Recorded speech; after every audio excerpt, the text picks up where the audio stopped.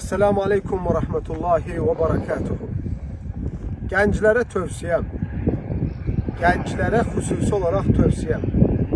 Hayatta namuslu ve şerefli olduğun sürece birçok namussuz ve şerefsizler tarafından sevilmeyeceksin.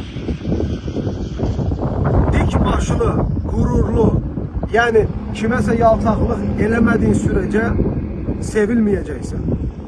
Dürüst danıştığın zaman, doğruların yanında olduğun zaman sevilmeyeceksin. Yaltaklığı terk edip mərd olmağa çalıştığın sürece sevilmeyeceksin. Önemli değil. Kimdense sevgi dilenmek için gelmemişsen bu hayata.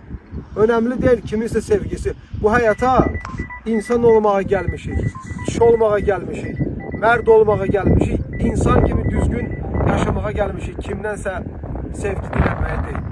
Allah'a emanet olun. Esselamu Aleyküm.